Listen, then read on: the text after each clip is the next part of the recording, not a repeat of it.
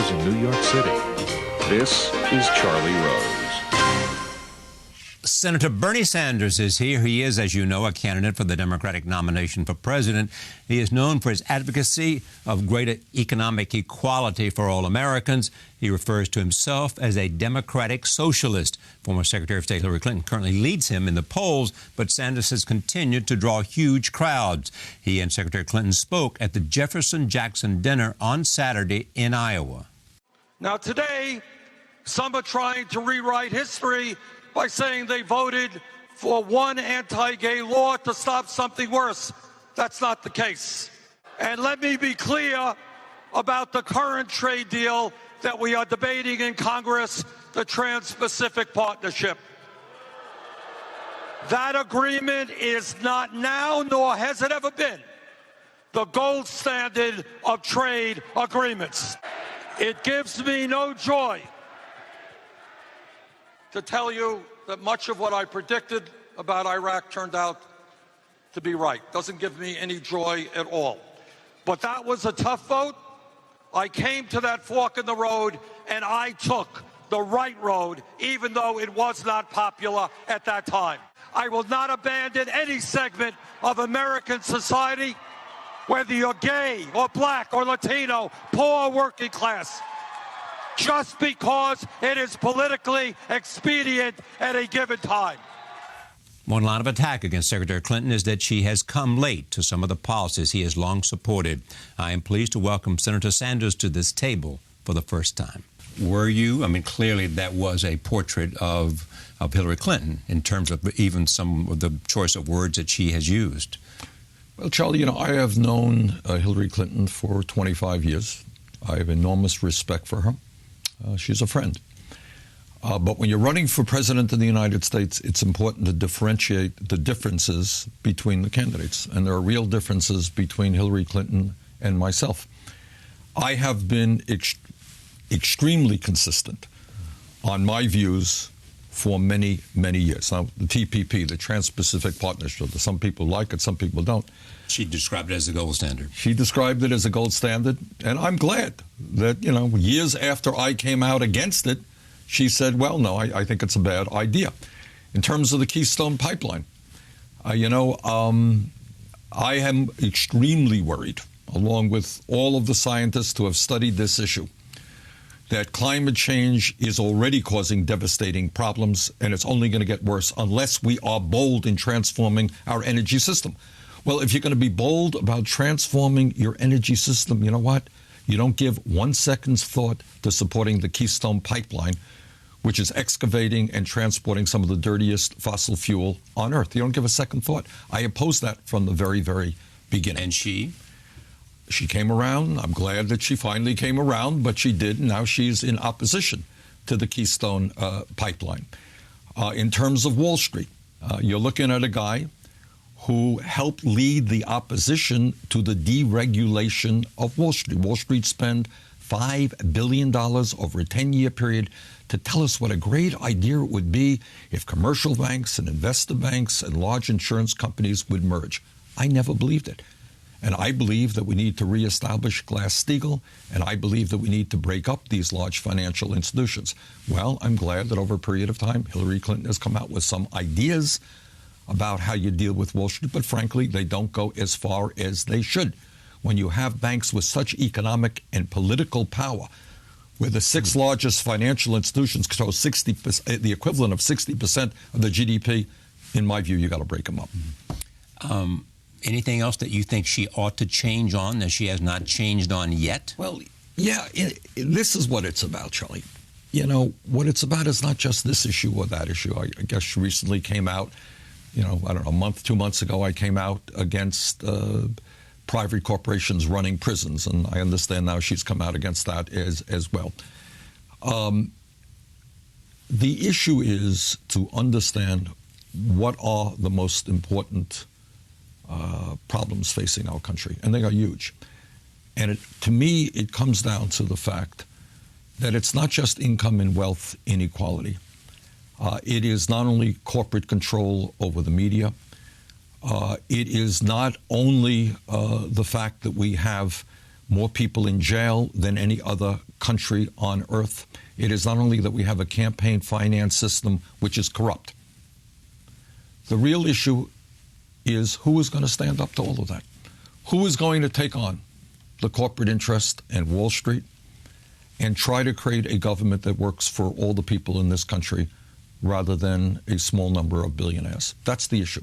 And if people think Hillary Clinton is that candidate, they should vote for her. They should vote for her. If they think she will stand up to those, what you call those establishment interests, then they should vote for her. Absolutely. If they don't think she should stand up, or if they think you will stand taller, well, it's not a question of standing taller. I think any look at my life's work, any look at what my agenda is today, suggests there is one candidate in this race who is in fact prepared to stand up to the billionaire class, to stand up to Wall Street, corporate America, the big money interests who have running a rigged economy and a corrupt campaign finance system.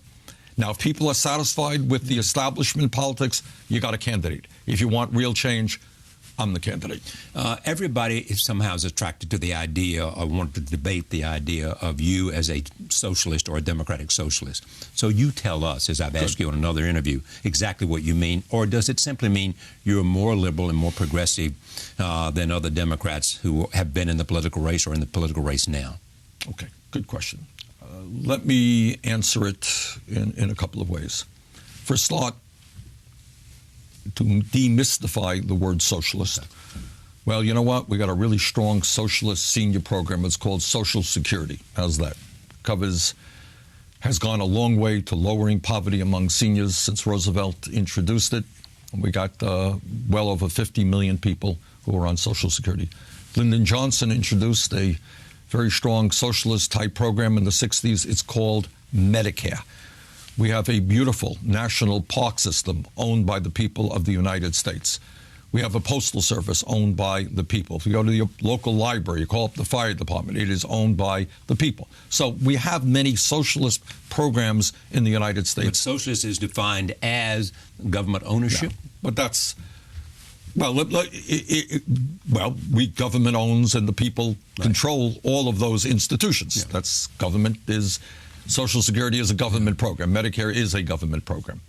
VA is a government program. And it's money raised by taxpayers to pay and fund those programs. Yes, that's correct. So-called entitlement programs. I wouldn't use the word entitlement, but that's what they call them. I mean, yes. You know that. Okay. Second of all, I think that there are a number of countries around the world that we can learn from who do a lot better job protecting the needs of their working people than we do.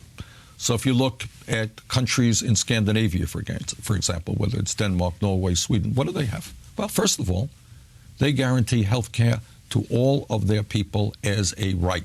In fact, every other major country on earth guarantees health care to all people as a right, and they do it much more cost-effectively than we do here in the United States. And would a single-payer system do that for you? Yes, it would. Okay. A Medicare for all, single-payer. You got a Medicare program, let's expand it to everybody. Second point, in terms of issues like childhood poverty. Shamefully, we have one of the highest rates of childhood poverty of any major country on earth. Countries which have had social democratic or democratic socialist governments have a much lower rate of childhood poverty. They have much better child care systems. Many countries around the world are doing what we should be doing right now, is understanding that a college degree is equivalent to a high school degree. We should have free tuition at public colleges and universities. So those and many other ideas, income and wealth inequality. Many countries around the world say, you know what, you can't continue to give huge tax breaks to the rich and have this massive level of income and wealth inequality. Those who would want to make an obvious attack on you, and this has happened obviously in terms of columnists and others, would say, it is, it's freedom, it is capitalism and democratic capitalism that has enabled America to prosper. Would you disagree with that? Sure. You would? Of course. We would have been better off if we didn't have democratic capitalism? Well, here's the point. Right. I mean, capitalism plays a very important role. And capitalism flourishes in a lot of countries that call themselves democratic socialists. Exactly. I mean, if you look at Sweden, if you look at Denmark, they have a very strong market economy. What is the difference between what they are doing and what we're doing? When you're talking about prospering, that's the word you just used, yes, in America, well, let me break the bad news to you. Most people in America today are not prospering. For 40 years, the middle class of this country has been disappearing. There are tens of millions of people working longer hours for low wages. Almost all of the new income and wealth is going to the top 1%. People on top are doing phenomenally well. Most others are not. We need... Okay. That which brings us to an interesting point. I'll come back to your history and how you came to believe what you believe in. But just going to the sense of why and how you would create more income equality. And we talk about income inequality. And we talk about what's happened to the middle class. A lot of people who don't call themselves democratic socialists talk about that all the time. Joe Biden is one of them. Well, Joe is a good friend of mine. I'm sure he is. Yeah. But that's what he talks about. Yeah. Well, we have a program. Yeah. And we're running on an agenda to deal with the issue of more equality. Okay? And let me tick it off if you... Sure. But real unemployment today, as opposed to official unemployment, including those who have given up looking for work and are working part-time, is 10%. Yeah. Youth unemployment... The number in terms of unemployment that is given is around 5 points something. That's right. But if you include those who have given up looking for work, it's 10%. African-American youth unemployment for high school graduates is 51% unemployed and underemployed. And I would assume that that's unacceptable to every American. Good. Well, we have some ideas to address it. The point is whether it's not. And then we end up having more people in jail than any other country. So we have some ideas. And the idea is that maybe we should invest in jobs and education for our young people rather than in jails and incarceration. Keep an eye on kids so they're not dropping out of school, okay? Bring forth real criminal justice. But when we talk about the economy, this is what we've got to do. We need to rebuild our crumbling infrastructure, roads, bridges, rail, airports, levees and dams, water systems. We can create up to 13 million decent-paying jobs. Yeah, but that doesn't require you to be a socialist to recommend that. For people like Larry Summers recommend that. Well, I don't think Larry Summers would go... Well, he does talk a lot about, and Felix Roth in this city has talked a lot about, we have to spend significant more money in terms of building the infrastructure. Good. And well, if people... And in fact, that was part of the stimulus program. No, just but didn't it work. Didn't go anywhere. Well, first of all... It didn't go far enough, but... But was it part of the stimulus program or not? There was money that went into infrastructure, right. Absolutely. Nowhere near enough. Nobody said that was socialist, so I'm just trying to... Well, let me tell you what I believe. You can determine, what we mean by it, okay? I'm the first person trying to argue you away from the idea that you're a socialist. Well, if the argument is that I think that the government should take over every mom-and-pop grocery store, no, that's not my view. Yeah. No, I don't. But do I believe that everybody in this country is entitled to health care as a right? Yeah, I do. You don't believe that the state should control your life? The state should not control your life. In terms of sort of state, that the state ought to be the arbiter of everything about... Of course not. Canada. There are those when they see the word. I understand that. All right. Bernie Sanders socialists think, well, that's the world that he wants. My first point is, when you have a middle class is declining, we need to create millions of jobs rebuilding our infrastructure. We need to make public colleges and universities tuition free. We need to raise the minimum wage to $15 an hour over the next few years. Well, they've done that in some cities already. That's right. We need pay equity for women workers. Okay? We need to bring about bold reform, criminal justice reform in this country. We need to create jobs by moving aggressively. Maybe I'm not radical enough here. I guess I don't know what. No, I'm just trying to argue that a lot of people believe what you do about those kinds of issues. They believe that too many people in jail, that too many people coming out and not having a place to go, and they're back in jail. That's right. That too many people who believe a whole lot of people believe that the first step towards income equality or to eliminate income inequality is a $15 an hour minimum wage, and it's been enacted in certain cities already. Yes. Okay. I'm just saying these are not radical ideas. Right. That's right. They're not radical ideas, and these are ideas. I was just talking to a guy today, and he said, I went to the City University of New York 50 years ago, and you know what I paid for tuition? I don't know what he said. $58 a term. Right.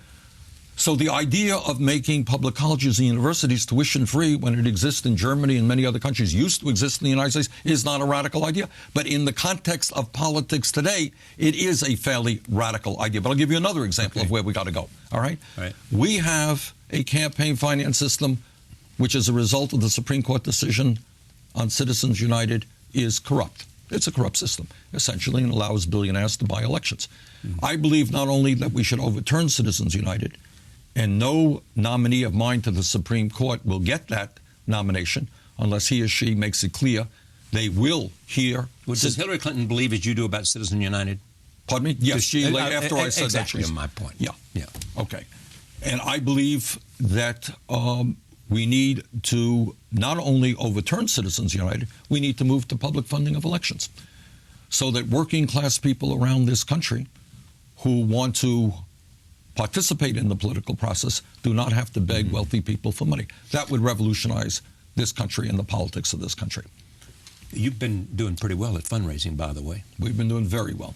But we have been doing it differently than almost anybody else. All right, let me talk a little bit about you. In terms of growing up and what were the influences on your life? You grew up in a Jewish family. It is said that you grew up with some sense of, I think Margaret Talbot in the New Yorker said that in your upbringing there was tension about money. Is that a fair quote? Yeah. How did that shape you? A lot. I grew up in a 3.5-room apartment in the Flatbush neighborhood of Brooklyn, rent-controlled apartment. My dad worked, so we were never poor, but the truth is we never had a whole lot of money.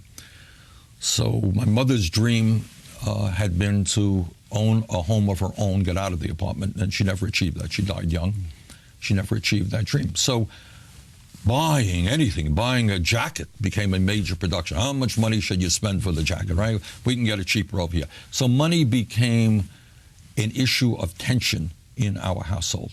And that's a lesson that I've never forgotten. That all over this country now, a lot of people don't know. There are people today wondering how they're going to keep the lights on, how they're going to put gas in the car to get to work. Or I understand that. to the kids, you can't eat today. That's right. We've got 47 million people in this country living in poverty, and we have people who are working hard and can't even afford to feed their families. So my upbringing gave me a lesson that I have not forgotten, and it certainly has greatly impacted What my was it politics. about Eugene Debs that made you admiring of him? Oh, he's a great man. He was a bold man, courageous man, good organizer. But if you listen to his vision of what he wanted to do, wanted to create a world and a nation in which all people had opportunity. And when he, of course, was working, you had people in the mines, people in the factories working under horrendous condition. And he organized them, and he stood up and he said what we have to say today in many respects. We are not going to bring about the real changes that we need unless we are prepared to stand up to the wealthy and the powerful. Look, Charlie, this is not talked about often. We are the wealthiest country in the history of the world today. Yes. Why do we have 47 million people living in poverty? Tell me. Why? Well, because you have enormous greed in this country. You have a ruling class in this country who wants it all. You have people on top, like the Koch brothers, who are so wealthy, and they're spending millions of dollars to try to destroy Social Security, Medicare, and Medicaid, more tax breaks for the rich. You have an incredible level of greed, and we have seen for the last 30, 40 years a savage attack upon the working class and the middle class of this country. The result is very rich get much richer, almost everybody else gets poorer. The savage attack is what? The savage attack? Oh, the savage attack is opposition to trade unionism, efforts to destroy the trade union movement, opposition to any increase in the minimum wage, a series of trade policies which, in fact, resulted in the loss of tens of thousands of factories in this country, so that we now have Walmart as the largest private sector employer rather than General Motors, who paid workers a decent wage. A campaign finance. You remember what Henry Ford did? He paid them a decent wage because he wanted them to be able to buy Fords. That's right. A campaign finance system pushed by the Republican Party is, by the way, as you may know, I'm sure you do know, is not content with Citizens United. They think that that doesn't go far enough. They want to move toward a system where there are no campaign regulations so that the Koch brothers themselves can buy candidates. You want to run for office? Here's $100 million. You work for me. All of those add up to a massive attack on working families in the middle class. Do you think all Republican candidates are corruptible because they are willing to accept money from wealthy donors? I know that money has nothing to do with it. I know, because I've heard them all say, oh, yes, we're getting millions of dollars. Doesn't influence me at all. Do I believe that? Come on. Of course not. Did Bill Clinton and Barack Obama take money from wealthy citizens? Yep, they did. Of course they did. Were they corrupted by that? I'm not saying that they are corrupted. I am saying the system is corrupt. And we have a system in which, why do you think? I mean, why are people giving you some money? Because of, everybody from that a whole lot of people want to change the way we finance campaigns. And a whole lot of people, John McCain, your friend in the Senate, right, wanted to reform campaign spending. Yes, he did. Yes, he did. But what we have, and we got to be honest with it. Look, what I think the reason we are doing so well in this campaign, you know why, Charlie? What?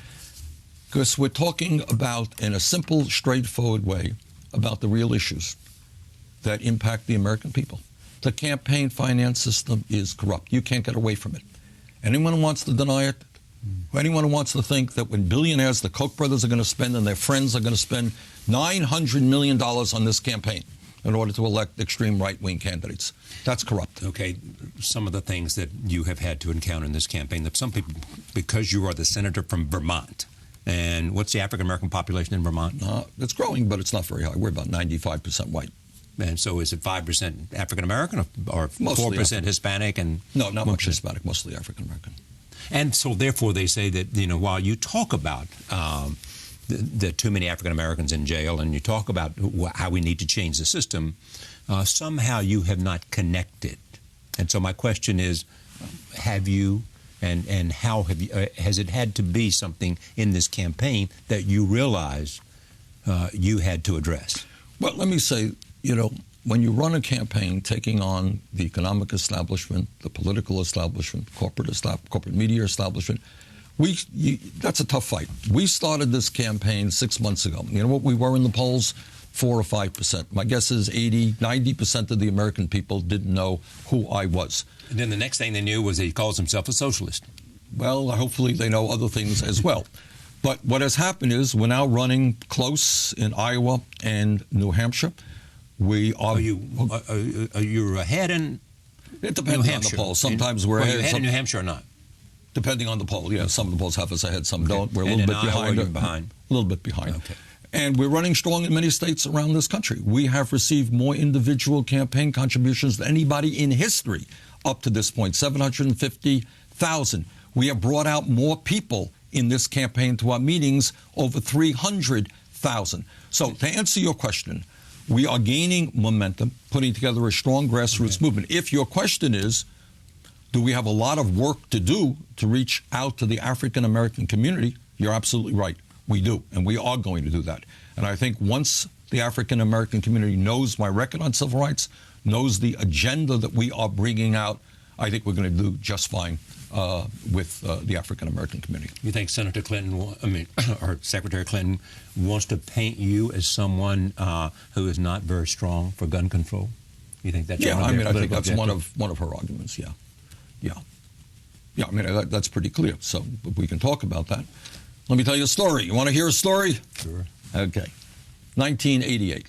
I was a candidate for the United States Congress. We have one seat in the state of Vermont. 3 candidates running. The gun people supported Democratic candidate and the Republican candidate. They said, anybody but Bernie.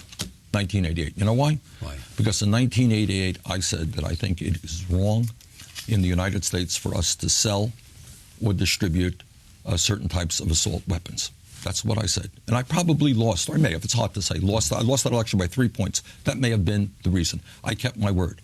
I voted to ban certain assault weapons.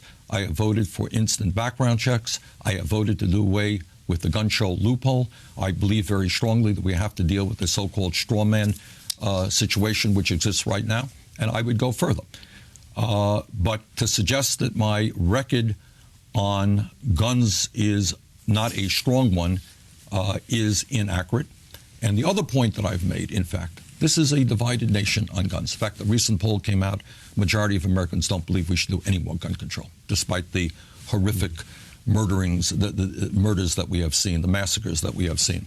I think I am in a strong position, coming from a state that has almost no gun control, but somebody who has voted for strong gun legislation. I think I'm in a pretty good position to bring people together around a consensus that, in fact, can move us forward to ending some of these horrific massacres. In a broader sense, do you believe America is an imperfect but exceptional country? Of course. My father came to this country at the age of 17 without a nickel in his pocket, never made a whole lot of money, was able to send 2 of his kids to college and lead a life that he never would have dreamed of in Poland. That is the story of tens of millions of families in this country. So, yes, and we have brought people together. But exceptional more than Europe, exceptional more than Scandinavia, exceptional more than Asia. I don't know that every country has its thing. You know, we have done exceptional things all over the world. But it's an exceptional place, and that's the reason so many people want to come here. Of course we're an exceptional place. Of course we are an exceptional place. And do you, therefore, want to reform America, or do you want to create a revolution in America? And I use that in terms of radical. Well, let me tell you something. I think what we want to do is build on our strengths, which are many, and we want to deal with our imperfections, which are also. But you're primarily economic, as I hear you, and primarily too many. Well, it's not just. It's in part a 99 and 1 issue. Well, it's not a small issue.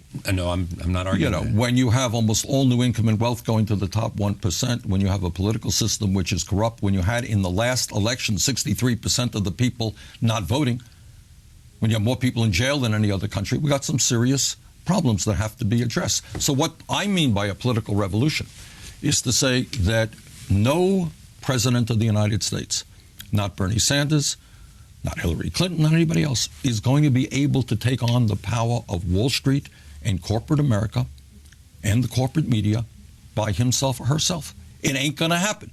And anyone who tells you, hey, vote for me, I'm going to solve all the problems, is not telling you the truth. The only way we bring about change is when millions of people come together in an organized way.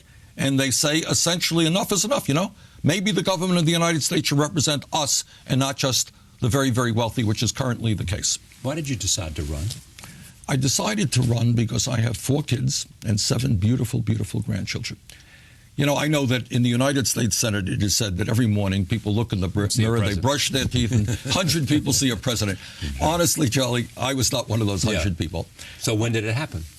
It happened, you know, I got these 7 beautiful grandchildren, and I think about the problems, the enormous problems, some unprecedented. We haven't talked about climate change.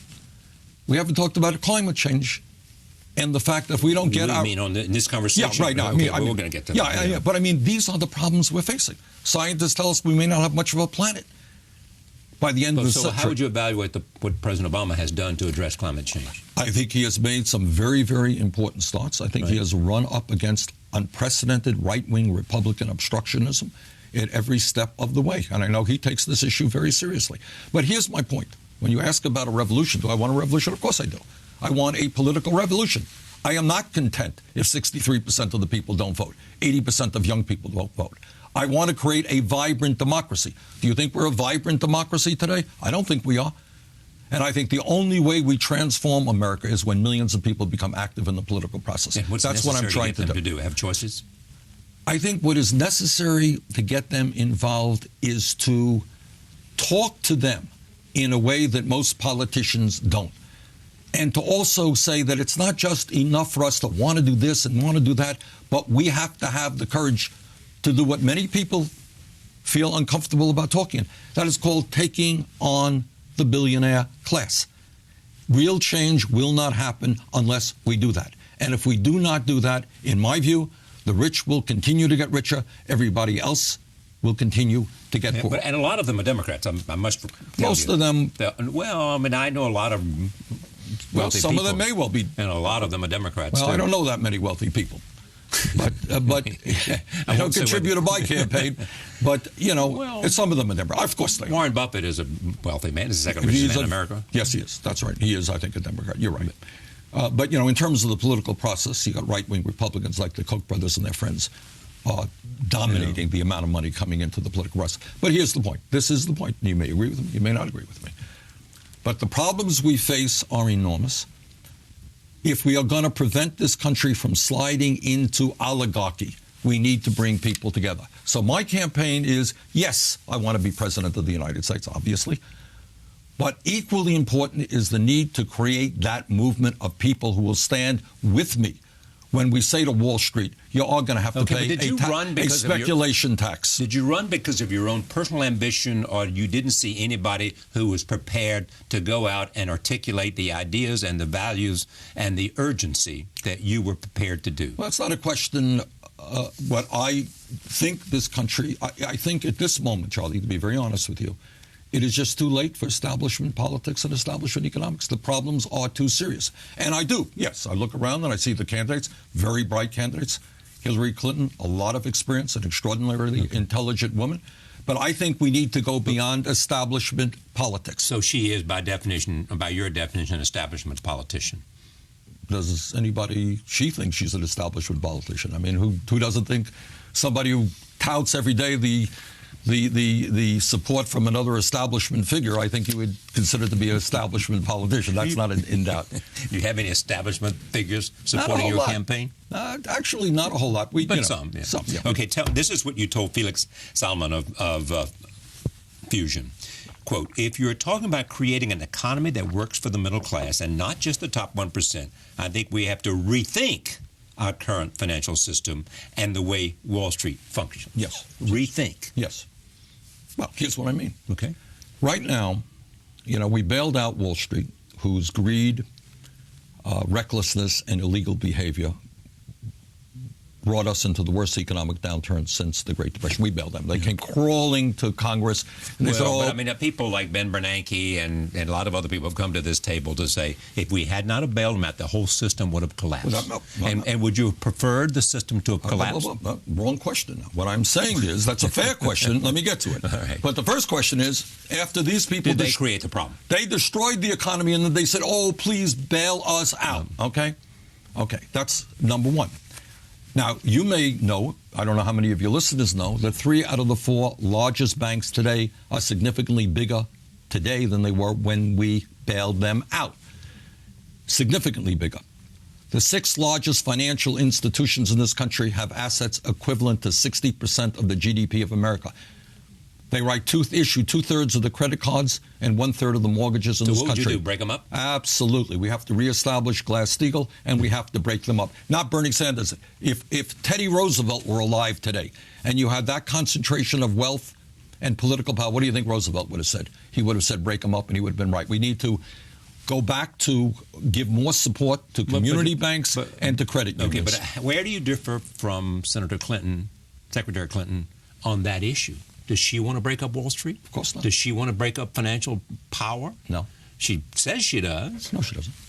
She doesn't say that she's running against Wall Street and the way the system... Ain't nobody in the world not running against Wall Street. Every politician in the world is running against Wall Street. But no, in terms of Glass-Steagall, no, she doesn't support the reestablishment of Glass-Steagall. Well, in terms of she does not, period. When Dodd-Frank came along, nobody, there was an opportunity to reestablish Glass-Steagall, and they didn't do it. Dodd-Frank. So Dodd-Frank what? Well, when Dodd-Frank was created as the response to the crisis, they did not do it. Yeah. They had a chance to do it. Well, Democrats had a chance to do a lot of things that they didn't do. But the point is, I believe we should reestablish Glass-Steagall. Elizabeth Warren believes we should establish Glass-Steagall. So let's stop right there. I mean, Elizabeth Warren and you. I mean, you see in her someone is as closer to you in the things you believe in than anyone else in the political spectrum in the Democratic Party? Elizabeth and I work very closely together. So the answer is yes. Probably Elizabeth Warren's. In the Senate. Yeah. But also in terms of people who are in elective office or people who in commanding positions. Elizabeth is doing a great job as the U.S. Senator from Massachusetts and is a good ally of mine on many issues, yes. Will she support you? Well, you have to ask Elizabeth Warren. But here's your point. Here is the point.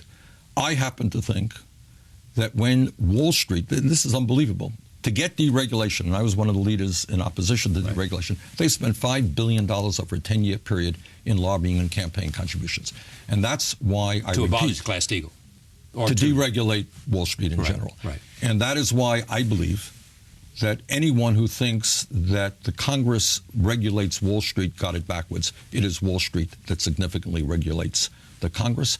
And you need a political revolution ultimately to take them on because they have so much power. But if you took them on, what you would do is essentially simply to break them up. What else would you do?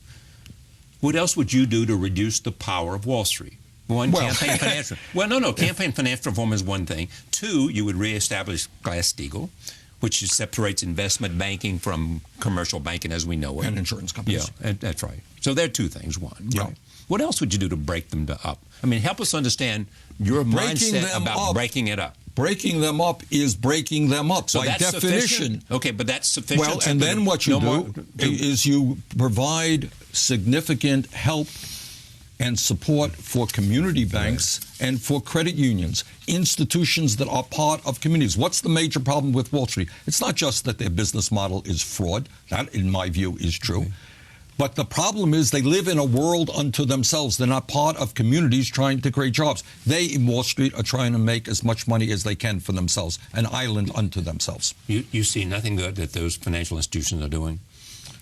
I think they have done horrific destruction to this country. And horrific destruction to the country. Yeah. In terms of what happened in the financial recession of 2008 or in terms of... Look, what they did... You know, Charlie, in their greed and their recklessness and illegal behavior, and I'm not the first person to say this, that we find it very strange that kids who smoke marijuana end up with a criminal record, and yet people who destroyed the economy, millions of people lost their jobs, their homes, and their life savings. You tell me the numbers of guys on Wall Street. Well, Ben Bernanke, who has said that he's surprised. You have to be very careful in terms of what he exactly said. But, I mean, he's surprised that in terms of the action been taken against corporations, not individuals. Isn't that shocking? Well, I'm not surprised, all right? Because, again, you have a criminal justice which makes sure that some black guy driving a car may get a prison record because he forgot to make a left turn, but the people who destroyed the economy don't end up in jail. I am not surprised. That is part of an economic system in which small numbers of people have incredible power. So the banks are not just too big to jail. The bankers are too big to jail. And this is a real problem. But are they too big to fail? In my view, if they're bigger today, of course we have got to break them up for that reason. If they were too big to fail in 2007, what do you think they are right now when 3 of the 4 largest are even bigger? Before you go, I want to talk about national security. How would you change national security policy in the United States? You make a very clear point. You made it at the Jackson-Jefferson dinner in Iowa that you voted against the Iraq War, and you understood what and you want to point out what the consequences of that war have been. Yeah. My question is, what would you do, and how would you change a U.S. defense policy? Okay. It is a crazy world out there. And anyone who sits in this chair and tells you they have a magical solution about how you deal with Syria and Afghanistan and Iraq and Russia and China ain't telling you the truth. It is pretty crazy out there. But these are the principles that I would operate under. Number one, as the largest and most powerful military in the world, what we want to do is use military force as a last resort, not a first resort. And what Bush proposed in Iraq was a disaster, leading to all kinds of unintended consequences, which we are dealing with today.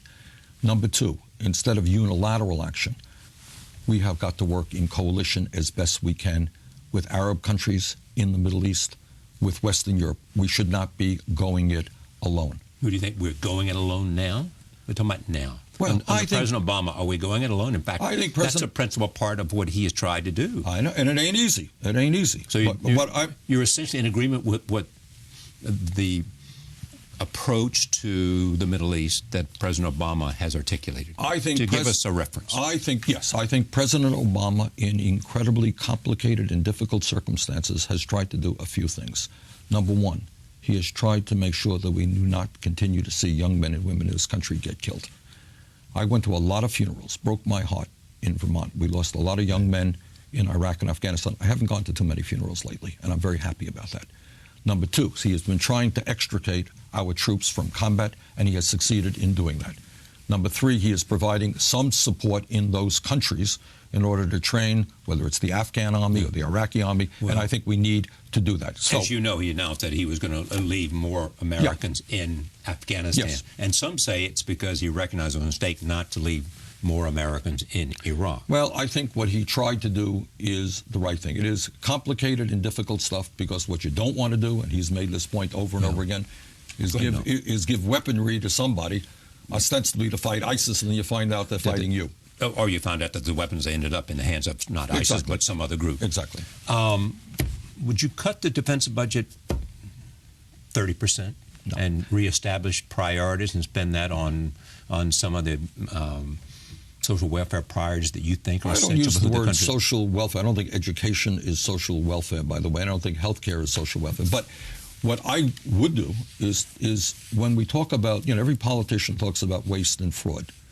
Do you know the one agency of the federal government that has not been able to undertake an independent audit? It's the Department of Defense.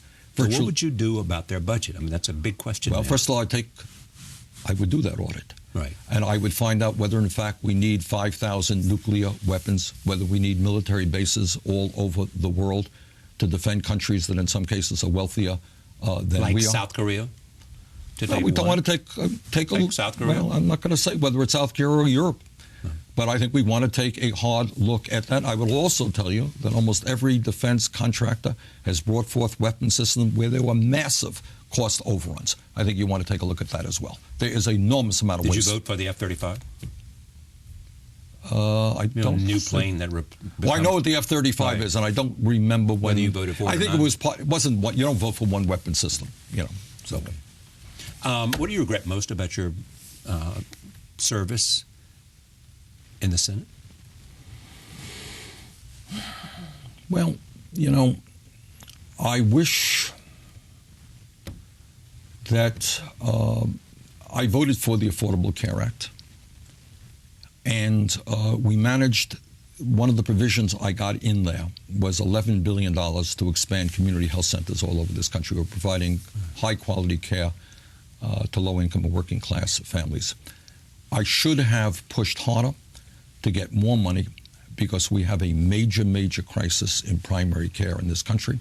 We need more primary care doctors and nurses. I wish I had done more on that. As you know, the Wall Street Journal had an article about you, and when it looked at how much it would cost to do all the things that you wanted to do, it came to how many trillions of dollars I've forgotten. 18. I knew you I would remember. Yes, you do. Were they right? No, of course they weren't. That was the Wall Street Journal, after all. Well, let me stay for a moment. I mean, the Wall Street Journal, in terms of its reporting, is very different from what it writes on its opinion not in page. this case, it wasn't. And let me tell you what they did, where they got it right, where they got it wrong. Of the $18 trillion that they talked about, 15 trillion were in health care. And what they said is Sanders is proposing a Medicare for all single-payer program, and it's going to cost approximately 15 trillion, I believe, over a 10-year period. What did they forget to say in that article? That you would not be paying private health insurance at all. Yeah, you might be paying more in taxes, but you and your employer would not be paying any private health insurance. And that, of course, every study, or virtually every study done on this issue, suggests that a single-payer system is far more cost-effective than the dysfunctional healthcare system we have right now, dominated by private insurance companies. We save money by moving to a single-payer. That was where they were wrong. Now, they also pointed out that I wanted to spend $1 trillion rebuilding the infrastructure. That's right. And we do that. We pay for that by eliminating tax breaks where corporations can stash their money in the Cayman Islands. We do want to see public colleges and universities tuition-free. We do pay for that based on a tax on Wall Street speculation. They got it wrong through the health care issue. Would you reduce the corporate income tax? No, of course not. We are paying... Even if you could eliminate some of the deductions, would you reduce the rate? No. Would you reform the tax code? I don't want to say yes. What I will not, but this is what I will tell you, is that 50 years ago, in 1952, corporations were paying over 30% of the taxes to the federal government. Today they're paying around 10%. You have a number of major corporations who in a given year pay zero federal income tax. So I think we need real... It's because of all the deductions. All of the loopholes is what I would call them. I know, fair enough. Right. But sure, and we ought to eliminate those loopholes, and that's what my legislation does. Biggest misconception about you? That I'm a grumpy guy. You can see that I'm a very pleasant, happy fellow. Well, I'm the one who did a 60 Minutes profile on Larry David. Yes. Now, you like that. The idea of what Larry did and the notion of sort of being in the public arena now, as you are, in a much more visible way, and from Saturday Night Live to other programs, it's kind of nice, isn't it? I think Larry Davis. I thought his Larry David's TV show was hysterically funny. I'm not a great fan of TV, I got to tell you, but it was. I think he is a very funny guy. Before we go, take a look at this. Here it is. Some of these billionaires, they got 3-4 pairs. And I don't have a dryer. I have to put my clothes on the radiator. So who do you want as president? One of these Washington insiders? Or a guy who has one pair of clean underwear that he dries on a radiator?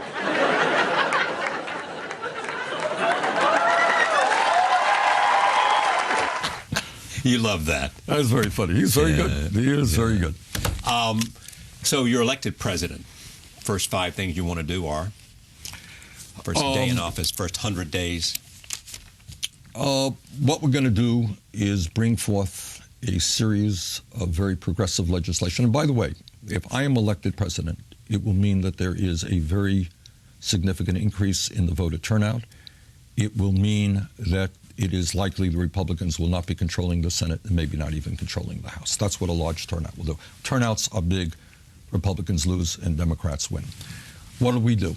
We bring forth a progressive agenda of everything that I've been talking about in this campaign. We are going to raise the minimum wage to $15 an hour. That's legislation that's going to go in. Tax. We are going to demand that the wealthy and large corporations start paying their fair share of taxes. From what to what? I can't give you a specific number, but we have, well, I'll tell you what some of the things we do. We will have a tax on Wall Street speculation, which we have articulated. It's on our website. We will do away with the loophole that allows corporations to stash their money tax-free in the Cayman Islands. We will have a progressive estate tax. Republicans want to repeal it. I want to make it more progressive. We will have a more progressive personal income tax.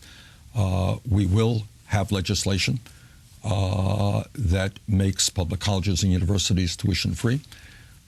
We will also deal very aggressively with climate change and with campaign finance.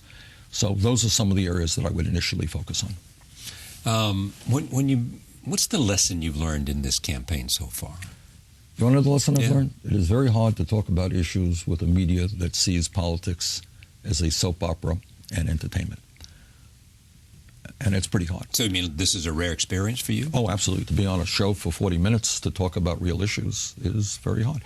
What media, and there are many exceptions to this, I don't want to make a blanket criticism, but by and large, it's the soap opera of what happens today. Did somebody say something dumb? Did Chris Christie got thrown off the quiet car in the Amtrak the other day, and Marco Rubio threw a football that hit somebody in the face? They're not stories. The American middle class for 40 years has been disappearing. 29 million Americans have no health insurance. We have a grotesque level of income and wealth inequality. We have a corrupt campaign finance system, and the world's future is being endangered by climate change that the Republican Party refuses to acknowledge. Think we should be talking about those issues? Should we also be talking about what it is about the American economic system that has, created in Silicon Valley? Absolutely. The leaders. So look, we have a lot. Let me finish. Created in Silicon Valley, the leaders in the world of technology, which is a huge contributor to an economy of the future.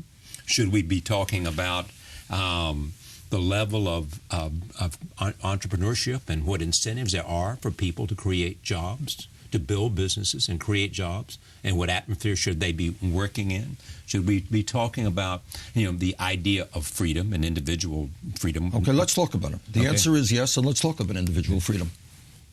You're looking at a United States former congressman and senator. You know what? I voted against the USA Patriot Act. Okay? The Patriot Act. Yeah. Right. Because I was very concerned about the power we were giving the government, and in addition, corporate America, to know every damn thing about your life.